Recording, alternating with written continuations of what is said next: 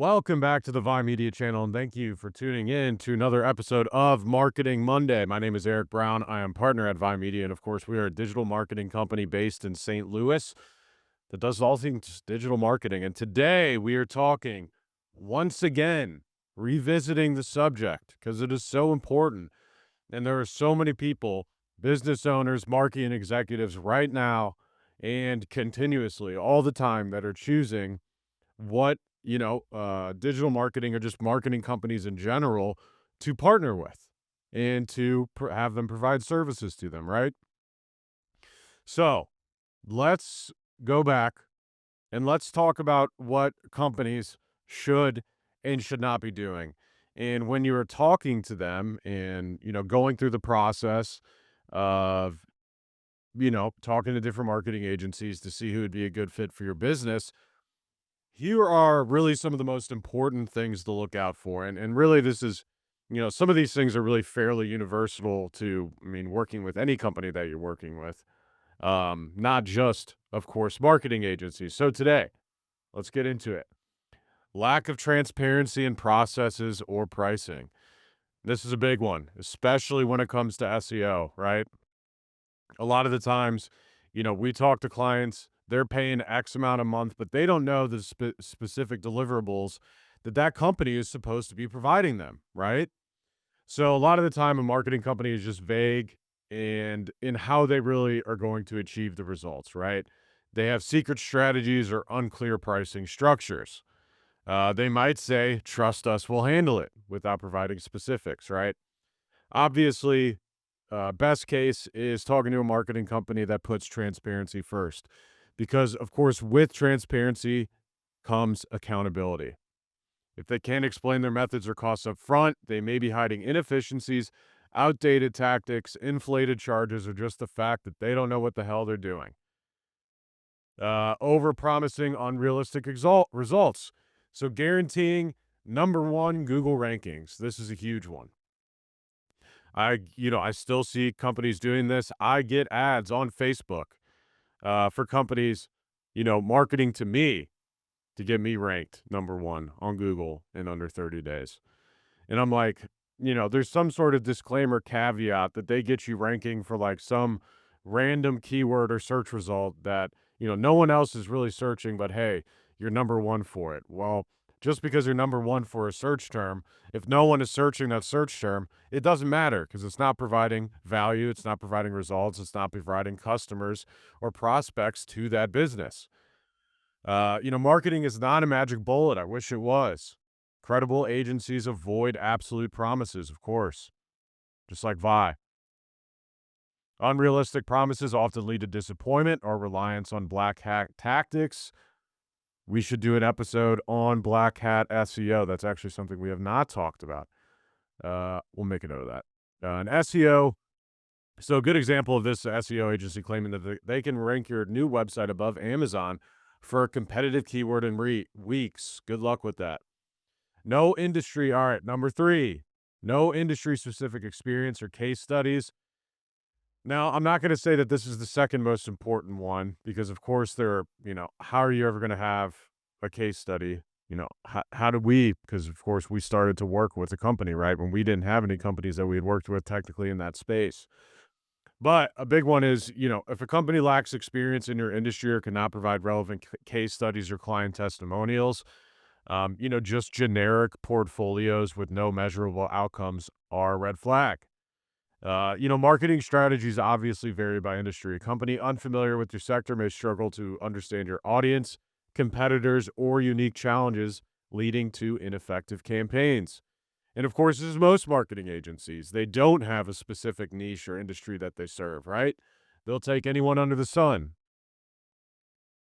Of course, when, we're talking to a company at Vi, we go through a bunch of criteria to actually make sure that if the person we're talking to and the company we're talking to is a good fit for Vi Media, meaning number one, is this can we actually build out a successful marketing strategy with the return on investment? Is this something that's feasible? Of course, there's no 100%, but are we at least giving ourselves a fighting chance? And for pretty much everyone that we bring on board now, we have, clients in that specific industry, which is why, 75% of our business at Vi Media is home service companies, roofers, electricians, HVAC, painters, plumbers, deck builders, et cetera, et cetera. Um, so poor communication. Number four, poor communication or responsiveness, slow to respond to inquiries, vague answers, or a lack of proactive communication during the sales process. If they're hard to reach before signing, it's unlikely to improve post contract. Marketing requires collaboration. Poor communication can lead to misaligned campaigns, missed deadlines, or frustration when you can't get updates. Number five, one size fits all approach, right? Offering cookie cutter packages or strategies without tailoring them to the business's goals, audiences, or challenges, right? They might push the exact same playbook to every single client. Why it's a problem? Why is that a problem? I'll give you 5 seconds to think about it. Effective marketing is customized, right? A generic approach ignores your unique value proposition and market dynamics, leading to mediocre results. Even though there's 10 handymen or 20 handymen in our city, each one has, or each one should, right, have their own differentiating factor and what that value proposition is to those clients or to those prospects searching for their type of business.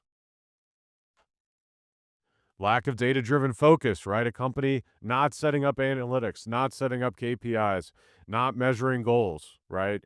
Instead, they rely on vanity metrics, which we had a whole episode about. Just talking about likes or talking about impressions, right? I just had a conversation with the company and we were talking about how many impressions the Google ads had. And I'm like, the impressions, we want the impressions to be as low as possible on ad spend because we want to be able to convert the most amount of people that are seeing that ad. Because if we have tailored ads through Google Ads, we know that the people that are searching for what we're advertising for, that we want that person to go out and click on our ad and, of course, convert. So the higher the click-through rate, if you have a well built out campaign, the better. That means you're spending that means you're spending more money on less impressions, which is good. If you don't know what you're spending, your cost per click, if you don't know what you're spending on a cost per lead, if you don't know where your clients are coming from, if you don't know what you're spending, if you can't track leads to specific attributes, meaning can you track whatever lead came in to Google Ads? And not only that, what Google ad campaign was it? Can you track it came from the Google Business Profile or Facebook or referral or someone or SEO or someone directly searching your business name, right? Is this stuff set up? As a marketing agency, we want the most amount of information possible. We want to collect as much data as possible. And of course, not all data is good data, right? We know that. But we want to be collecting as much data as possible. That way, we have as many data points that we can look at. If you don't know what you're, if you know, again, I've talked about this all the time. If you're not measuring, you don't know what you're looking at. How are you going to be able to improve or know what's working? You don't. Of course, high staff turnover. This is a huge one, and really you only know this after you start working with a company. But if you have multiple account managers, they're relying on freelancers, so you're not actually able to talk to the person doing the work. It's a huge problem. Because if people that are working on your campaigns are turning over, that means every single time you get a new account manager or a new person working on your campaign, they're brand new to it. They don't know the history. They don't know what went on with it. And of course, we have data to look at it, but it's always best to be able to have long-term team members because number one, they're in the system, they're providing value. Obviously, they're good at what they do if they're staying. And of course, if they're good at what they do and they're staying, that means they're being well paid. So, all of those things to look out for. Obviously, pushy sales tactics. I mean, this is a huge thing. At Vi, we're not really pushy to the extent of what you would think as like a pushy salesperson. Uh, you know, First meeting is we're going over a fairly basic audit of what they're currently doing, how things are performing, what are their goals, what are they needing out of a marketing agency, what are their wants, what are their needs, what hasn't worked in the past, what are the issues they've had with their past marketing companies, blah blah blah blah blah, right? All of that stuff. And then once you have that meeting, you can actually put together some sort of marketing strategy and plan, and then of course pitch that to them if it makes sense for the business. And I shouldn't even say the business, both businesses, right? The client and then of course the marketing agency. Negative online reputation. I mean, this speaks for itself. If a marketing agency has a lot of bad reviews, I mean, should be pretty good at, even trying to hide some of that stuff. So, if a company has bad online reputation, especially when it comes to a digital marketing agency, obviously that's a huge red flag. And then, kind of the last thing to wrap it up is just no focus on your goals or audience, right? The agency talks more about their services than your business objective or target audience. They don't, like I just said, ask about your goals, challenges, or customer personas. So we want to be aligning with the customer specific needs, right? If they don't prioritize the business's goals, their campaigns will most likely miss the mark, right? So what do you want? Clear and transparent communication, proven track record, customized strategies, data driven approach, collaborative, experienced, up to date with industry trends, right? They know what they're doing. They're up to date with Google's changes. They're up to date with Meta's changes, flexible contracts and performance based terms. And of course, that depends on the industry and what type of client it is. Realistically, though, if a company's doing well for you, and vice versa, you should want to be in at least some sort of contract because that also makes, at the end of the day, that also makes both companies work better. It's just like think about it like I think about it like any sort of contractual basis when it comes to like a football player or you working for a company. You don't want to be under the wire all the time. Positive reputation, focus on long term value, not quick wins. And the last thing, the business, whatever the business is, should own all of their marketing data and all of their marketing assets. The marketing agency should not own any of that. Of course, they can be admin and managers, but they should not own these profiles.